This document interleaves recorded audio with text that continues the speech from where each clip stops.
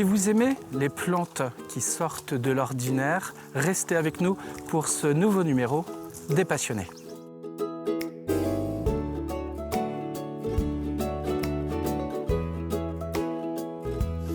Qui es-tu, Pierre-Yves ? Alors, qui suis-je? Pierre-Yves Robergeau Morer, j'ai 59 ans, en tout cas bientôt 59 ans. Moi, je suis un passionné dans la vie, j'aime beaucoup de choses, mais avant tout, alors, j'ai tout essayé ou fait beaucoup de choses. J'ai été mannequin pendant presque plus de 20 ans, avec mon mari, qui lui a une agence de mannequin, mais ça, c'est autre chose. Après avoir fait mannequin, j'ai été animateur radio. En Suisse, hein? Oui, en Suisse, c'est ça, voilà. Et puis ensuite, on est venu s'installer en Vendée, car mon père est vendéen, donc moi, je suis pas né ici, hein, je suis né à Lyon, mais je suis un Vendéen d'adoption depuis toujours. J'ai toujours passé mes étés ici, donc j'adore la Vendée. J'habitais à Gruche, ensuite on est parti au Portugal, on est revenu, on s'est installé à Saint-Florent-des-Bois, et maintenant on est là, et j'adore ce coin. Merci de nous accueillir chez toi, chez vous. Alors j'imagine qu'avant d'être passionné pour les plantes un peu bizarres, insolites, ces plantes rares, tu as été, j'imagine, depuis peut-être un bon moment, amoureux tout simplement des plantes, en général, celles qui nous entourent. Oui, tout à fait. Bah oui, regarde le jardin. Bon là, le jardin, c'est un peu... En chantier, là. C'est un peu le chantier, il y a une piscine en construction. Ouais. Mais si on regarde le jardin, d'un côté, je suis assez jardin japonais, assez plante un peu...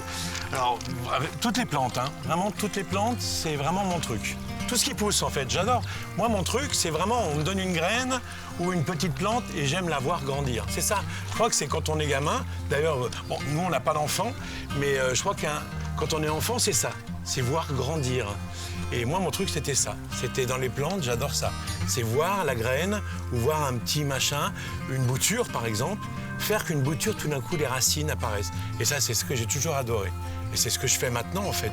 Je bouture, je fais des graines, des semis, et j'adore. Comment on s'intéresse à un moment donné à des familles de plantes finalement assez méconnues pour ceux qui cultivent ordinairement leur jardin de façon lambda? En fait, ce qui se passe, c'est que quand tu vas dans le commerce, généralement, tu as toujours les mêmes plantes. Et c'est souvent des plantes qui sont en plus, alors je ne veux pas être méchant, mais c'est souvent des plantes qui sont forcées. C'est-à-dire qu'elles sont mises dans des serres, elles sont juste là pendant 2 semaines pour forcer, pour qu'on ait du feuillage, et après elles sont vendues. De la jolie fleur, voilà. Et après ça bouge. Voilà, ça elles sont vendues même genre, dans nos centres commerciaux, et puis pas très cher, hein, vraiment pas très cher, on les amène à la maison.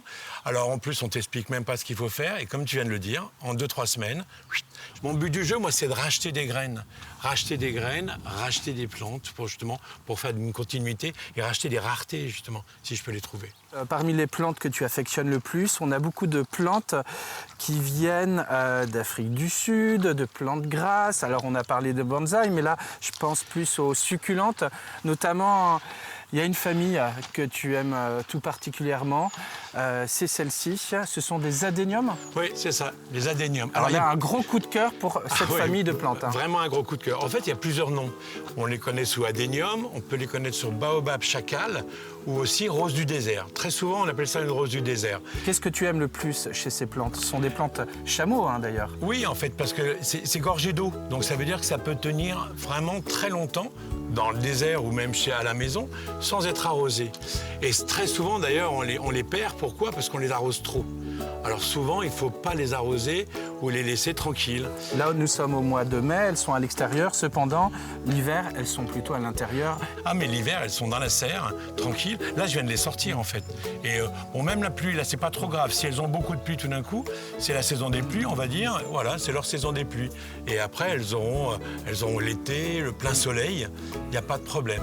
Si tu veux bien, on va te suivre dans ta serre, où là, tu as ta collection personnelle de plantes rares qui ne va jamais te quitter, je crois. Ah, il y en a que je garde. Mais même par ici, même dans les adéniums, je vais en garder 2 ou 3. Mais là, ici, il y a vraiment ma collection. Allez, Grégoire, viens voir. Je vais te montrer la fameuse collection. Alors, celles qui font partie des collections. Alors déjà, parce que la plupart ne sont pas introuvables, mais c'est difficile de les trouver. Là, ici, Alors même celles qui sont sur les petits présentoirs au-dessus. Alors pour certaines, elles ne sont pas introuvables, mais c'est simplement que je les ai façonnées, je les ai un peu... voilà. Celle-ci, par exemple, elle est assez peu commune. On l'appelle la tueur de bœuf. Ah oui? Alors c'est simple, on la trouve en Afrique. Alors il ne faudrait pas faire une tisane à ta femme ou... voilà quoi. C'est vraiment très toxique. Ça aussi, c'est un peu spécial, celle-ci. On l'appelle la maison des fourmis. Les fourmis en Afrique, elles vont dedans, elles font un trou, parce que dedans, c'est plein de petites cavernes, cavités.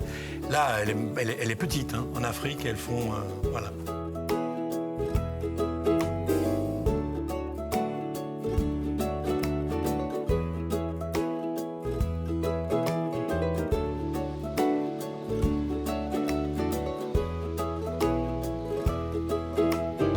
Dis-moi, avec tous ces cactus, il n'y a pas un petit souci? Tu ne te piques pas parfois un peu? Ah si.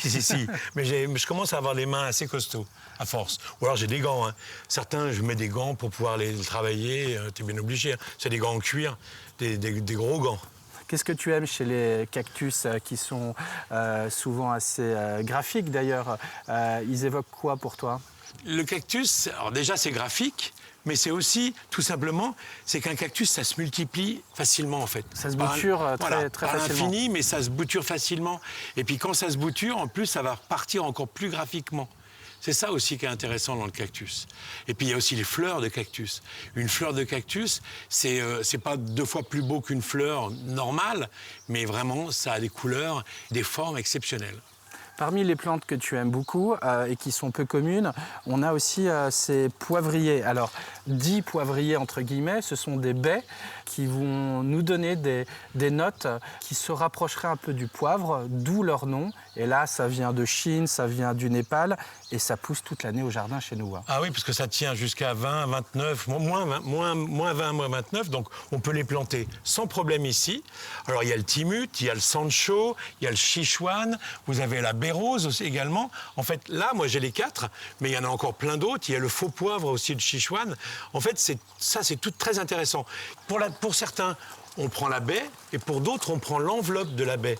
Donc c'est vraiment, en fait, c'est des poivres très très intéressants, des faux poivres comme tu dis, mais c'est des poivres très intéressants car on peut en bénéficier à la maison.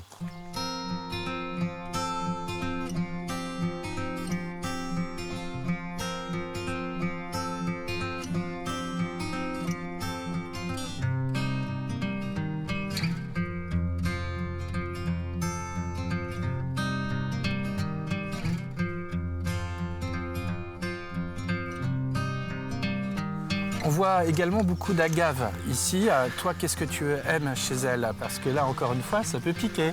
Ah, ça pique même beaucoup les agaves. Mais c'est très beau. Ouais. Mais justement, ce qui est intéressant chez les agaves, c'est cette rosace. Alors, on peut regarder, bon, une agave très connue, c'est la Victoria. Mais après, si tu regardes les autres agaves, à chaque fois, c'est cette manière de partir en rosace. Et c'est ça que j'aime, en fait, chez les agaves. Alors, toutes celles qui sont là, elles tiennent vraiment à basse température. C'est-à-dire qu'on peut les tenir dehors à moins 15, moins 10, moins 20 pour certaines. Elles aiment la chaleur et la sécheresse. Ah hein. oui, elles n'ont pas besoin d'être arrosées, elles peuvent tenir dans un jardin sans problème, sans être arrosées, et jusqu'à des moins, comme je l'ai dit, 10, 15, voire 20. Ce sont des plantes tendance, en fait. Ah, mais c'est les plantes du moment, ça veut dire que si vous voulez changer votre jardin, et avec les histoires d'eau actuelles, c'est le moment de les planter, hein, ça c'est sûr.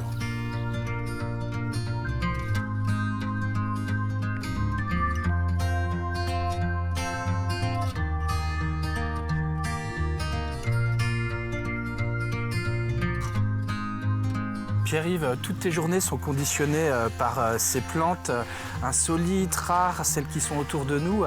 À quoi ressemble vraiment la journée type d'un fou de végétaux comme toi?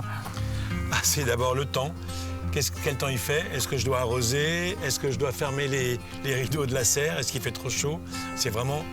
Tout est basé sur la température et le temps. Ça veut dire, le matin, je dois venir voir ce qui se passe, ouvrir la serre déjà, parce que la serre, des fois, il fait plus de 40 degrés. Alors, je la chauffe l'hiver, bien sûr, mais l'été, surtout, à partir de maintenant, c'est vraiment la température. Alors, c'est pour les maintenir en bonne santé, mais est-ce que tu vas toujours et tu comptes toujours aller plus loin dans tes collections perso et aussi dans ces plantes qui peuvent plaire aux autres qui sortent de Ah l'ordinaire. bah, le but du jeu, c'est d'aller chercher autre chose. Ça veut dire que des fois, je rencontre quelqu'un qui va me parler d'une plante. Tout de suite, je vais aller voir cette plante, je vais aller essayer de me renseigner. Des fois, j'ai fait 300-400 km pour aller chercher une plante. Il y a la plante octopus que je t'ai montré tout à l'heure. Pareil, oui, c'était 300 et quelques kilomètres pour aller la chercher. En fait, à chaque fois, j'essaie d'aller chercher le petit truc en plus. Voilà, en tout cas, c'est le matin, je suis dans la serre, je vois ce qui se passe, j'ouvre ou je ferme selon. Et puis après, la journée, je bosse dans la serre, je bosse sur mon ordinateur aussi à chercher des choses. Voilà comment ça se passe.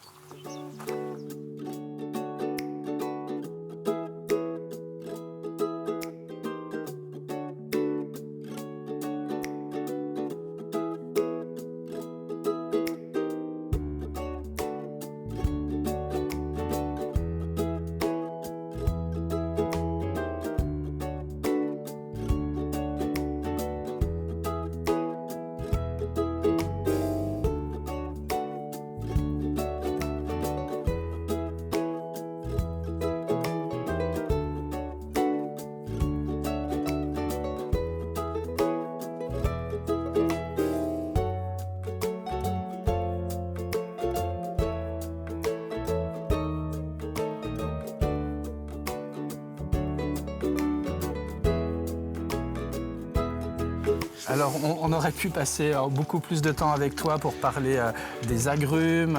Il y a d'autres familles de plantes que tu as ici chez toi à Saint-Florent-des-Bois. Pour ceux qui souhaiteraient peut-être les voir de plus près, les toucher sans se piquer, ces plantes, toi, tu peux aussi leur donner des conseils parce que tu les aimes, ces plantes rares, les agaves, les succulentes, sans parler des autres. Tu as une page Facebook qui s'appelle Cactus et plantes rares. Sur ce site, on va découvrir tes collections qui sont accessibles aux autres aussi. Alors, je suis en train de le travailler, ce site, cette page Facebook. Donc, c'est Cactus et plantes rares. Mais oui, je suis en train de mettre des photos, de mettre les nouveautés, de parler un peu de certaines plantes. Et oui, en tout cas, ils ont qu'à se mettre en ami avec moi ou même m'envoyer un message sur Messenger. Il n'y a pas de problème. Et je répondrai avec plaisir. Voilà, alors Pierre-Yves, peut-être un de vos futurs amis qui pourra vous conseiller sur toutes ces plantes, de collection que vous avez pu découvrir en partie ici avec nous. Merci Pierre-Yves de nous avoir fait partager cette passion. Merci à vous également. Et merci à tous de nous avoir encore suivis pour cette émission des passionnés. À bientôt pour une autre émission. Ce sera bientôt sur TV Vendée.